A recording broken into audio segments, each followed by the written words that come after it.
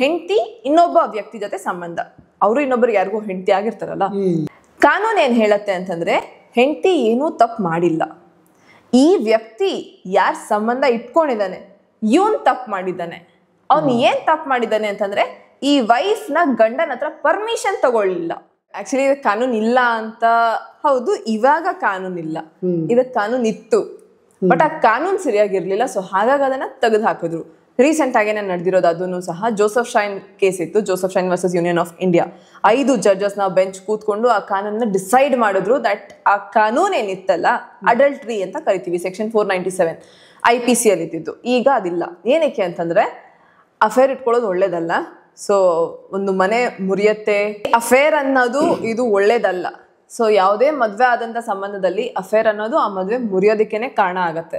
But ಇದಕ್ಕೆ ಕಾನೂನು ಇಲ್ಲ ಅಂತ ಅನ್ನೋದು ಅಲ್ಲ, ಕಾನೂನು ಇತ್ತು, ಆ ಕಾನೂನು ಸರಿಯಾಗಿರ್ಲಿಲ್ಲ.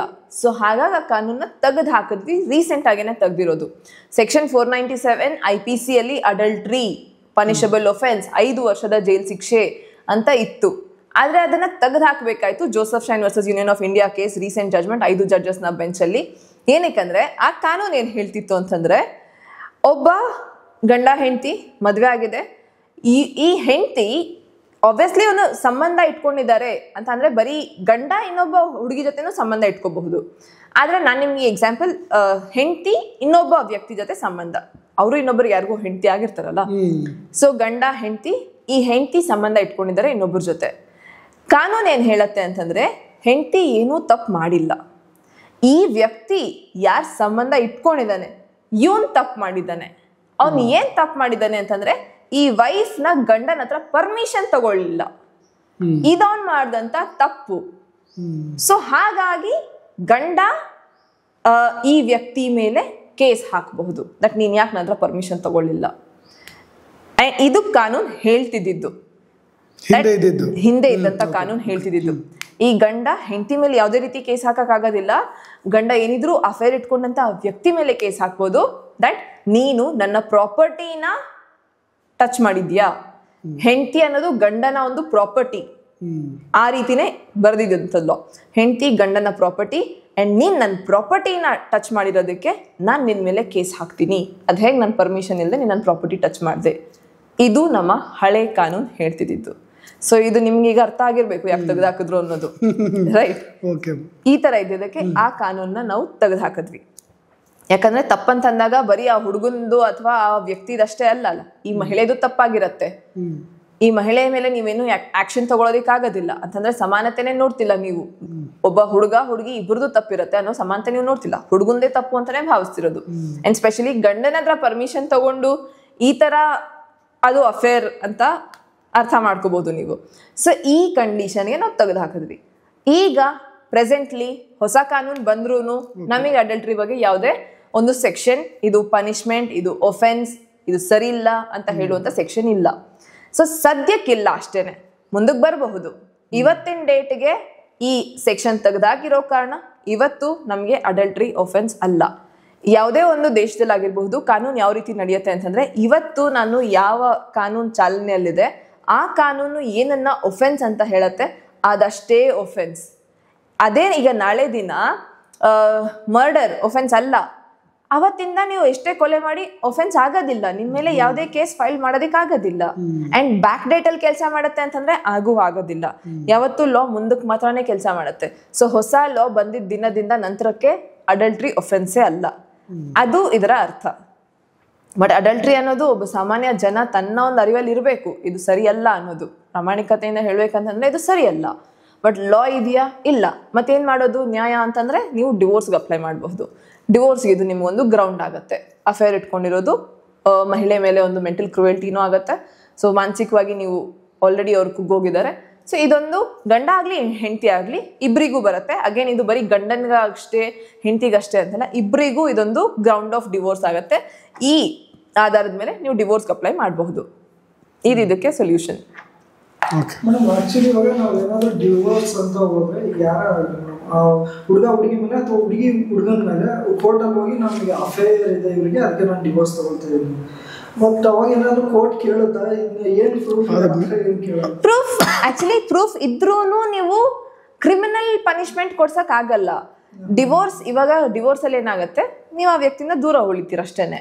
ಬಟ್ ಆ ವ್ಯಕ್ತಿಗೆ ಶಿಕ್ಷೆ ಬರ್ಸತ್ತಾ ಅಂತಂದ್ರೆ ಆಗೋದಿಲ್ಲ. ಸೊ ಇಲ್ಲಿ ನಾವು ಈಗ ಡಿವೋರ್ಸ್ ಗ್ರೌಂಡ್ ಅಂತಂದ್ರೆ ನಿಮ್ಮಿಬ್ಬರ ಮಧ್ಯೆ ಸಪರೇಷನ್ ಆಗ್ತಿದೆ ಹೊರತು ಯಾರು ಅಡಲ್ಟ್ರಿ ಅಲ್ಲಿದ್ರು, ಯಾರು ನಿಮ್ಗೆ ಮೋಸ ಮಾಡಿದ್ರು, ಅಫೇರ್ ಅಲ್ಲಿದ್ರು, ಅವರಿಗೇನು ಶಿಕ್ಷೆ ಕೊಡ್ಸೋದಿಕ್ ಆಗ್ತಿಲ್ಲ. ಯಾಕಂದ್ರೆ ಶಿಕ್ಷೆ ಇದೆ ಅಂತ ಕಾನೂನೇ ಹೇಳ್ತಿಲ್ಲ. ಸೊ ಕಾನೂನ್ ಪ್ರಕಾರ ಶಿಕ್ಷೆ ಇಲ್ಲ ಅಂತಂದ್ರೆ ನೀವೇನು ಶಿಕ್ಷೆ ಕೊಡೋದಿಕ್ ಆಗೋದಿಲ್ಲ. ಬಟ್ ಫೋರ್ಸ್ಫುಲಿ ಗಂಡ ನಾನು ಡಿವೋರ್ಸ್ ಕೊಡೋ, ಈಗ ಒಂದು ಜೀವನಾಂಶ ಕೊಡಬೇಕಾಗುತ್ತೆ ಅನ್ನೋ ಅನಿವಾರ್ಯ ಉದ್ದೇಶಕ್ಕೆ ನಾನು ಡಿವೋರ್ಸ್ ಕೊಡೋದೇ ಇಲ್ಲ ಅಂತ ಪಟ್ಟು ಹಿಡಿದು ಕೂತಾಗ ಒಂದು ಹೆಣ್ಣು ಅದನ್ನ ಹೆಂಗೆ ಡಿವೋರ್ಸ್ ಕನ್ವರ್ಟ್ ಮಾಡಬೇಕು? ಕೋರ್ಟ್ ಕೊಡುತ್ತಾ ಡಿವೋರ್ಸ್? ಕೊಡತ್ತೆ. ಸಫಿಶಿಯಂಟ್ ಪ್ರೂಫ್ ಇದೆ ಕೋರ್ಟ್ಗೆ. ಯಾವುದೇ ಕೋರ್ಟ್ ಆಗ್ಲಿ ಬರೀ ಬಾಯಿ ಮಾತಲ್ಲಿ ನಡೆಯೋದಿಲ್ಲ, ಎವಿಡೆನ್ಸಸ್ ಅಂಡ್ ಪ್ರೂಫ್ ಇರ್ಲೇಬೇಕು. ಸೊ ಇವಾಗ ನಮ್ಗೆ ಸೆಕ್ಷನ್ 69 ಇದೆ. ಇದೇ ರೀತಿ ಏನಂತಂದ್ರೆ ಅಗೇನ್ ಅದು ಹುಡುಗರ್ಗೆ ಏನು ಇದ್ ಮಾಡತ್ತೆ. ಏನಂತಂದ್ರೆ ಸೆಕ್ಷನ್ 69 ಪ್ರಕಾರ ಒಂದು ಹುಡುಗಿಗೆ ನಾನು ಮದ್ವೆ ಆಗ್ತೀನಿ ಅಂತ ಹೇಳಿ ಪ್ರಾಮಿಸ್ ಮಾಡಿ, ಫಾಲ್ಸ್ ಪ್ರಾಮಿಸ್, ಸುಮ್ನೆ ಸುಳ್ಳು ಪ್ರಾಮಿಸ್ ಮಾಡಿ ಫಿಸಿಕಲಿ ಇನ್ವಾಲ್ವ್ ಆದ್ರೆ ಆ ಹುಡುಗನ್ಗೆ 10 ವರ್ಷ ಜೈಲ್ ಶಿಕ್ಷೆ ಇದೆ. ಇದೇ ಕೆಲ್ಸ ಹುಡುಗಿ ಮಾಡಿದ್ರೆ ಏನೂ ಶಿಕ್ಷೆ ಇಲ್ಲ. ಹುಡುಗಿ ಫಾಲ್ಸ್ ಪ್ರಾಮಿಸ್ ಆಗ್ಲಿ ಏನಾದ್ರೂ ಮಾಡ್ಲಿ, ಏನ್ ಮಾಡಿ ಅವ್ರನ್ನ ಫಿಸಿಕಲ್ ಆಗಿ ಇನ್ವಾಲ್ವ್ ಆದ್ರೆ ಹುಡುಗಿಗೆ ಏನು ಪನಿಷ್ಮೆಂಟ್ ಇಲ್ಲ. ಇದು ಇವಾಗ ಬಂದ್ರು ಹೊಸ ಕಾನೂನು. ಅದನ್ನು ಇದು ಸೆಕ್ಷನ್ 69 BNS ಅಲ್ಲಿ ಹೊಸ ಕಾನೂನು. ಹುಡುಗನ್ ಮಾತ್ರನೇ ಪನಿಷ್ಮೆಂಟ್, ಹುಡುಗನ್ಗೆ 10 ವರ್ಷ ಜೈಲ್ ಶಿಕ್ಷೆ. ಸೊ ಪ್ರೀತಿಸಿ ಮೋಸ ಮಾಡಿದ್ರೆ, ಪ್ರೀತಿಸಿ ಮದ್ವೆ ಆಗ್ತೀನಿ ಅಂತ ಹೇಳಿ ಮೋಸ ಮಾಡಿದ್ರೆ, ಪ್ರೀತಿಸಿ ಮದ್ವೆ ಆಗ್ತೀನಿ ಅಂತ ಸುಳ್ಳು ಪ್ರಾಮಿಸ್ ಅಂತ ಮಾಡಿ ಫಿಸಿಕಲಿ ಇನ್ವಾಲ್ವ್ ಆಗಿದ್ದೀರಿ ಅಂತ ಅಂದಾಗ ನಿಮಗೆ ಶಿಕ್ಷೆ ಆಗತ್ತೆ. ಅದಕ್ಕೇನಾದ್ರು ಮತ್ತೆ ಆತರದ ಪ್ರೂಫ್ ಆತರದ ಏನು ಕೇಳಲ್ಲ, ಸುತ್ತಾಡಿದ್ದು ಫೋಟೋ ಆತರ ಅಷ್ಟೇ. ಹುಡುಗಿ ಬರೀ ಇಷ್ಟ ಹೇಳಿದ್ರೆ ಸಾಕು. ಹುಡುಗಿ ನನ್ಗೆ ಫಾಲ್ಸ್ ಪ್ರಾಮಿಸ್ ಮಾಡಿ ನನ್ನನ್ನ ಈ ತರ ಫಿಸಿಕಲಿ ಇದ್ ಮಾಡ್ದ ಅಂತ ಅಂದ್ರೆ ಅಷ್ಟೇ ಸಾಕು. ಈಗ ಹುಡುಗನ್ ಮೇಲೆ ಬರ್ಡನ್ ಆಗತ್ತೆ. ಹುಡುಗ ಪ್ರೂವ್ ಮಾಡ್ಬೇಕಾಗತ್ತೆ, ಇಲ್ಲ ಈ ತರ ನಾನೇನು ಮಾಡಿಲ್ಲ, ಇಲ್ಲ ಇದಕ್ಕೆ ಈ ಹುಡುಗಿದೂನು ಒಪ್ಪಿಗೆ ಇತ್ತು, ನಾನ್ ಫಾಲ್ಸ್ ಪ್ರಾಮಿಸ್ ಮಾಡಿರೋದಲ್ಲ, ಹುಡುಗಿದೂನು ಒಪ್ಪಿಗೆ ಇತ್ತು. ಯಾಕಂದ್ರೆ ಆವಾಗ ಹುಡುಗ ಇವತ್ತಿನ ಡೇಟ್ ಅಲ್ಲಿ ಹುಡುಗರು ಇದನ್ನ ಮಾಡ್ಬೇಕಾಗತ್ತೆ. ಏನಂತಂದ್ರೆ ನೀವೇನಾದ್ರು ಚಾಟ್ ಮಾಡಿದೀರಾ, ನೀವೇನಾದ್ರು ಒಟ್ಟಿಗೆ ಇದ್ದಾಗ ಫೋಟೋಸ್ ತಗೊಂಡಿದ್ದೀರಾ, ಎಲ್ಲದನ್ನು ಸೇವ್ ಮಾಡಿ ಪ್ರೊಟೆಕ್ಟ್ ಮಾಡಿ ಇಟ್ಕೋಬೇಕಾಗತ್ತೆ ನಿಮ್ಮನ್ನ ನೀವು ಕಾಪಾಡ್ಕೊಳ್ಳೋದಕ್ಕೆ. ಯಾಕಂದ್ರೆ ಯಾವತ್ ಬೇಕಾದ್ರೂ ಯಾವ ಹುಡುಗಿ ಬೇಕಾದ್ರೂ ಈ ತರ ಹೇಳ್ಬಹುದು. ಸೊ ನಿಮ್ಮನ್ನ ನೀವು ಕಾಪಾಡ್ಕೊಳ್ಳೋದಕ್ಕೆ ನೀವು ನಿಮ್ಮ ಚಾಟ್ ಆಗ್ಲಿ, ಆ ಹುಡುಗಿಗೆ ಏನಾದ್ರು ದುಡ್ಡು ಗಿಫ್ಟ್ ಅಂತ ಕೊಡ್ಸಿದ್ದೀರಿ, ಪ್ರತಿಯೊಂದನ್ನು ಡಾಕ್ಯುಮೆಂಟೆಡ್ ಮಾಡಿಸಿಟ್ಕೊಂಡ್ರೆ, ಡಾಕ್ಯುಮೆಂಟ್ ಅಂದ್ರೆ ಅದೇ ಮೊಬೈಲ್ ನ ನೀವು ಎಲ್ಲೆಲ್ಲೆಲ್ಲ ಫೋಟೋಸ್ ಆಗ್ಲಿ ಏನೆಲ್ಲ ಅದನ್ನ ಕಾಪಾಡ್ಕೊಂಡಿದ್ರೆ ನೀವು ಬಚಾವ್ ಆಗಬಹುದು ಒಂದ್ ತಕ್ಕ ಮಟ್ಟಿಗೆ. ಇಲ್ಲ ಹುಡುಗಿ ಹೋಗಿ ನಿಮ್ಮ ಮೇಲೆ ಫಾಲ್ಸ್ FIR ಹಾಕ್ಸ್ಬೋದು ಅಂಡ್ ಇಮಿಡಿಯೇಟ್ಲಿ ನಿಮ್ಮನ್ನ ಅರೆಸ್ಟ್ ಮಾಡಬಹುದು. ಸೊ ಈಗ ರೀಸೆಂಟ್ ಒಂದು 2-3 days ಬ್ಯಾಕ್ ಒಬ್ಬ IT ಎಂಪ್ಲಾಯ್ ಸೂಸೈಡ್ ಮಾಡ್ಕೊಂಡ್ರು, ಅತುಲ್ ಸುಭಾಷ್ ನಂತರ ರೀಸೆಂಟ್ ಆಗಿ. ಸೊ ಅದ್ರಲ್ಲಿನೂ ಇದೇ ರೀತಿ. ಆದ್ರೆ ಅದ್ ಏನಂತಂದ್ರೆ ಮದ್ವೆ ಆಗಿದೆ, ಮದ್ವೆ ಆದ್ಮೇಲೆ ಹುಡುಗಿ ಹೇಳಿದಾಳೆ ಯಾರಿಗೆ ಆಗ್ಲಿ ಇವತ್ತಿನ ಡೇಟ್ ಅಲ್ಲಿ, ಇವತ್ತಿನ ಜನರೇಷನ್ ಅಲ್ಲಿ 3rd standard 4th standard ಮಕ್ಕಳು ನನಗೆ ಬಾಯ್ ಫ್ರೆಂಡ್ ಗರ್ಲ್ ಫ್ರೆಂಡ್ ಇದ್ದಾರೆ ಅಂತ ರೀಲ್ಸ್ ಎಲ್ಲ ಮಾಡ್ತಿದ್ದಾರೆ ಅಂತಂದಾಗ ಬೇಸಿಕ್ ದಟ್ ಪ್ರತಿಯೊಬ್ಬರಿಗೂ ಒಂದು ಪಾಸ್ಟ್ ಅನ್ನೋದು ಇದ್ದೇ ಇರುತ್ತೆ.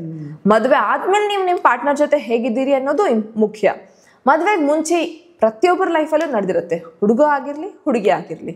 ಅರೇಂಜ್ ಮ್ಯಾರೇಜ್ ಆಗ್ತಿದ್ದೀರಿ ಅಂತಂದ್ರೇನೆ ಇದರ್ ನಿಮಗೆ ನಿಮ್ಮ ಲವ್ ವರ್ಕೌಟ್ ಆಗಿರ್ಲಿಲ್ಲ, ಇಲ್ಲ ತಂದೆ ತಾಯಿ ನೋಡಿರೋ ಅಂತದ್ದು ಅಂತ ಬಂದಿದ್ದೀರಿ. ಆದ್ರೆ ಹಾಗಂತ ಕಣ್ಮುಚ್ಕೊಂಡು ಈ ನನ್ ಮದ್ವೆ ಆಗ್ತಿರೋಂತ ಹುಡುಗಿ ಯಾವುದೇ ಸಂಬಂಧನೇ ಇರೋದಿಲ್ಲ, ಬಾಯ್ ಫ್ರೆಂಡೇ ಇಲ್ಲ ಅಂತ ಅನ್ಕೊಳ್ಳೋದು ಸುಳ್ಳಾಗತ್ತೆ, ತಪ್ಪಾಗತ್ತೆ, ನಿಮ್ಮ ಒಂದು ಮೂರ್ಖತನ ಆಗತ್ತೆ. ಕೋ ಎಜುಕೇಶನ್ ಅಲ್ಲಿ ಹುಡುಗ ಹುಡುಗಿ ಸ್ಕೂಲಿಂದ ಕಾಲೇಜಿಂದ ಒಟ್ಟಿಗೆ ಓದಿದ್ದಾರೆ, ಇಷ್ಟು ಮಾತ್ರ ಬೇಸಿಕ್ ಇದು ದಟ್ ಯಾರಿಗಾದ್ರೂ ಯಾರ ಮೇಲಾದ್ರೂ ಒಂದು ಇನ್ಫ್ಯಾಚುಯೇಷನ್ ಆಗ್ಲಿ ಒಂದು ಇದ್ದಿರತ್ತೆ. ಇವಾಗ ನಡೆದಂತ ರೀಸೆಂಟ್ ಸೂಸೈಡ್ ಅಲ್ಲಿ Atul Subhash case okay justified, ಅದರಲ್ಲಿ ತುಂಬಾ ಜಾಸ್ತಿ ಅವರು ಅನುಭವಿಸಿದ್ರು ಅನ್ನೋದು. ಈ ಕೇಸಲ್ಲಿ ಏನೂ ಇಲ್ಲ. ಆ ಹುಡುಗಿ ಅವರ ಪಾಸ್ಟ್ ಮದ್ವೆಗೆ ಮುಂಚೆ ಇದ್ದಿದ್ನ ಹೇಳ್ಕೊಂಡಿದ್ದಾರೆ, ಅಷ್ಟಕ್ಕೆ ಆ ವ್ಯಕ್ತಿ ಕುಡಿದು ಸೂಸೈಡ್ ಮಾಡ್ಕೊಂಡಿದ್ದಾರೆ. ಇವಾಗ ಇದು ಯಾವ ರೀತಿ ನೀವು ಜಸ್ಟಿಫೈ ಮಾಡೋದಕ್ಕಾಗತ್ತೆ? ಹುಡುಗರು ಸೂತಿದ್ದಾರೆ ನೋಡಿ ಅಂತಂದ್ರೆ ಈ ಕಾರಣ ನೋಡಿ ನೀವು, ಆ ಕಾರಣ ಎಂತ ಕಾರಣ ಅಷ್ಟು ಅಂತಂದ್ರೆ ಯಾರೇ ಆಗ್ಲಿ ಪಾಸ್ಟ್ ಅನ್ನೋದು ಇರತ್ತೆ ಅನ್ನೋದು ಸ್ವಲ್ಪ ಅರ್ಥ ಮಾಡ್ಕೊಳ್ಳೇಬೇಕು. ಸ್ಪೆಷಲಿ ಇವತ್ತಿನ ಜನರೇಷನ್ ನೀವು ಮಾತನಾಡ್ಬೇಕಾದ್ರೆ, ಇನ್ನು ಜೆನ್ಜಿ ಅಂತ ಮಾತನಾಡ್ತೀವಿ ಅಂದ್ರೆ ಅವರಿಗೆ ಬೇರೆ ಬೇರೆ ಹೊಸ ಟರ್ಮಿನಾಲಜಿಸೇ ಇದೆ, ಬೆಂಚಿಂಗ್ ಅಂತೆ ಹಂಗೆ ಹಿಂಗೆ ಅಂತ ಎಲ್ಲ. ಅಂಥದ್ರಲ್ಲಿ ನೀವು ಯಾರನ್ನು ನೋಡೇ ಇರೋದಿಲ್ಲ ಕಣ್ಣೆತ್ತಿ ಅನ್ನೋದು ಸುಳ್ಳು ಆಗತ್ತೆ, ರೈಟ್? ಸೊ ಅದನ್ನ ನೀವು ನೋಡ್ಕೊಂಡು ಸಮಾಜದಲ್ಲಿ ಹುಡುಗರು ಮಾತ್ರನೇ ಅನುಭವಿಸ್ತಿದ್ದಾರೆ ಅಂತ ಹೇಳೋದು ತಪ್ಪಾಗುತ್ತೆ. ಇನ್ನೊಂದು, ನಿಮ್ಗೆ ಇವಾಗ ಜೆಂಡರ್ ನ್ಯೂಟ್ರಲ್ ಲಾಸ್ ಅಂತ ಮಾತನಾಡ್ತಿದ್ದೀವಿ. ರೀಸೆಂಟ್ ನಾನು ನಿಮ್ಗೆ ತೋರಿಸ್ತೀನಿ ಬೇಕಾದ್ರೆ ಆಮೇಲೆ. ಇಬ್ರು ಕ್ಲೈಂಟ್ ಒಬ್ಬ ಕ್ಲೈಂಟ್ ಕೆನಡಾಲಿದ್ದಾರೆ. ಅವರು ಇಲ್ಲಿ ಪ್ರೀತಿಸಿ ಅಂದ್ರೆ ಹುಡುಗಿನ ಲವ್ ಮಾಡಿದ್ದಾರೆ. ಆ ಹುಡುಗ ಸ್ಟಡೀಸ್ಗೋಸ್ಕರ ಕೆನಡಾ ಮೂವ್ ಆಗಿದ್ದಾನೆ. ಕೆನಡಾ ಮೂವ್ ಆದ್ಮೇಲೆ ಹುಡುಗಿ ಏನ್ ಮಾಡಿದಾಳೆ, ಗರ್ಲ್ ಫ್ರೆಂಡ್ ಏನೇ, ಬ್ರೇಕಪ್ ಆಗಿಲ್ಲ, ಏನೂ ಇಲ್ಲ, ಅವರು ಓದೋದಕ್ಕೆ ಅಂತ ಹೋಗಿದ್ದಾರೆ. ಈ ಹುಡುಗಿ ಇಲ್ಲಿ ಕೇಸ್ ಹಾಕಿದ್ದಾರೆ ದಟ್ ಇವ್ ನನ್ನ ಬಿಟ್ಟು ದೇಶ ಬಿಟ್ಟು ಹೊರಟೋಗಿದ್ದಾನೆ, ನನ್ನ ಸೆಕ್ಷನ್ 69 ಅಡಿಯಲ್ಲಿ ನನ್ನ ಜೊತೆ ಪ್ರೀತಿಸಿ ನನಗೆ ಮದ್ವೆ ಆಗ್ತೀನಿ ಅಂತ ಮೋಸ ಮಾಡಿ ಫಿಸಿಕಲಿ ಇನ್ವಾಲ್ವ್ ಆಗಿ ದೇಶ ಬಿಟ್ಟು ಹೊರಟೋಗಿದ್ದಾನೆ. ಆ ಹುಡುಗನಿಗೆ ಐಡಿಯಾನೇ ಇಲ್ಲ ಅವ್ನ ಗರ್ಲ್ ಫ್ರೆಂಡ್ ಈ ತರ ಮಾಡ್ತಿದ್ದಾಳೆ ಅಂತ. ಈಗ ಅವ್ರ ಮನೆಗೆ ನೋಟಿಸ್ ಹೋಗಿದೆ ಅರೆಸ್ಟ್ ಇದಕ್ಕೆ. ಸೊ ಆ ಹುಡುಗ ಪಾಪ ಅವನ್ಗೆ ಏನ್ ಮಾಡ್ಬೇಕು ಗೊತ್ತಿಲ್ಲ. ಅವನ ಪ್ರಕಾರ ಗರ್ಲ್ ಫ್ರೆಂಡ್ ಫೋನಲ್ಲೂ ಮಾತನಾಡ್ತಿದ್ದಾನೆ, ಎಲ್ಲ ಚೆನ್ನಾಗಿದೆ. ಬಟ್ ಹುಡುಗಿಯವ್ರ ತಂದೆ ತಾಯಿಯವರು ಇಲ್ಲಿ ಈ ತರ ಕೇಸ್ ಹಾಕ್ಸಿದ್ದಾರೆ. ಸೊ ಹುಡುಗ ಓದೋದಿಕ್ ಹೋಗಿರೋದು. ನಾನು ಏನ್ ಮಾಡೋದು? ಈ ಕೇಸಲ್ಲಿ ನಿಜವಾಗ್ಲೂನೆ ಹುಡುಗ ವಿಕ್ಟಿಮ್. ಸೊ ಅವನಿಗೆ ನ್ಯಾಯ ಬೇಕು. ಇದೇ ಇನ್ನೊಂದು ನಾನು ನಿಮ್ಗೆ ಹೇಳ್ತೀನಿ. ಒಂದು ಹುಡುಗಿ ದುಬೈಲಿದ್ದಾಳೆ. ಹುಡುಗಿ ಫೋನ್ ಮಾಡ್ತಿರೋದು. ಹುಡುಗ ತುಂಬಾ ಹೊಡೆದು ಮನೇಲಿ ಕೂಡ ಹಾಕಿದ್ದಾರೆ, ಇಂಡಿಯಾಗೆ ಬರೋದಕ್ಕೆ ಬಿಡ್ತಿಲ್ಲ. ಸೊ ಹುಡುಗರ ಮೇಲೇನೆ ಅತ್ಯಾಚಾರ ಆಗ್ತಿದೆ ಅನ್ನೋದು ಸುಳ್ಳು. ಹುಡುಗಿರ ಮೇಲೇನೂ ಅತ್ಯಾಚಾರ ಆಗ್ತಿದೆ. ಅಂಡ್ ಈಗಲೂ ಹೊಡೆದು ಬಡ್ದು ಅವರನ್ನ ಕೂಡ ಹಾಕಿದ್ದಾರೆ. ಅವರಿಗೆ ಮನೆದವ್ರ ಹತ್ರ ಕಾಂಟ್ಯಾಕ್ಟ್ ಮಾಡೋದಕ್ಕೆ ಬಿಡ್ತಿಲ್ಲ, ಏನೂ ಇಲ್ಲ. ಅವರ ಫ್ರೆಂಡ್ ಮುಖಾಂತರ ಅವ್ರು ನನಗೆ ಕಾಲ್ ಮಾಡಿಸಿದ್ದು, ನನಗೆ ಯಾವುದೇ ಒಂದು ರೀತಿ ನೀವು ಹೆಲ್ಪ್ ಮಾಡಿ, ನಮ್ಮ ಮನೆದವರು ಇಲ್ಲಿದ್ದಾರೆ, ಪ್ಲೀಸ್ ಅವ್ರಿಗೆ ಈ ವಿಷಯ ತಿಳಿಸಿ. ಸೊ ನಿಮ್ಮ ಬಗ್ಗೆ ನನಗೆ ಹಿಂಗೆ ಗೊತ್ತಾಗಿತ್ತು ಅವ್ರ ಆಫೀಸವ್ರ ಕಡೆಯಿಂದ, ನಮ್ಮ ಮನೆಯವ್ರಿಗೆ ವಿಷಯ ತಲುಪಿಸಿ ಈ ಕಾರಣಕ್ಕೆ. ಸೊ ಎರಡು ಕಡೆಗೂ ನ್ಯಾಯ ಅನ್ಯಾಯ ಇದೆ. ನೀವು ನೋಡ್ಬೇಕಾಗತ್ತೆ ಕೇಸ್ ಯಾವುದು, ಯಾವ ರೀತಿ, ಏನು ಫ್ಯಾಕ್ಟ್ಸ್, ಯಾವ ಕಾರಣದಿಂದ. ಅತುಲ್ ಸುಭಾಷ್ ಕೇಸಲ್ಲಿ ಸೂಸೈಡ್ ಆಯ್ತು, ಈ ತರ ಅತ್ಯಾಚಾರ ಅನುಭವಿಸ್. ಈ ಕೇಸಲ್ಲಿ ಸೂಸೈಡ್ ಆಯ್ತು, ಏನ್ ಅತ್ಯಾಚಾರ ಅನುಭವಿಸ್ತಾ ಈ ವ್ಯಕ್ತಿ ಅಂತ ಸೂಸೈಡ್ ಮಾಡ್ಕೊಂಡಿದ್ದು? ರೀಸನ್ ಇಲ್ಲ ಹೋರಾಡ್ಲಿಕ್ಕೆ. ಏನಂತ ಹೋರಾಡೋದು ಇದ್ರಲ್ಲಿ ಇವಾಗ? ಸೊ ಸೂಸೈಡ್ ಸುಮ್ಮನೆ ನೀವು ಬಳಸ್ಕೊಳ್ತೀವಿ, ಸೊಸೈಟಿಯಲ್ಲಿ ಒಂದು ಇದು ಮಾಡ್ತೀವಿ ಸೆನ್ಸೇಷನ್ ಅಂತಂದ್ರೆ ನಿಮ್ಮ ಪ್ರಾಣ ಕಳ್ಕೊಳ್ತಿರೋದು ನೀವು ಅಲ್ಟಿಮೇಟ್ಲಿ. ಆ್ಯಂಡ್ ನಿಮ್ಮ ಪ್ರಾಣ ಬೆಲೆ ತುಂಬ ಜಾಸ್ತಿ, ಪ್ರತಿಯೊಬ್ಬ ವ್ಯಕ್ತಿ ಪ್ರಾಣ ಬೆಲೆ. ಸೊ ಅದನ್ನ ನೀವು ಅರ್ಥ ಮಾಡ್ಕೊಳ್ಳಿಲ್ಲ ಅಂತಂದರೆ ತಪ್ಪಾಗತ್ತೆ.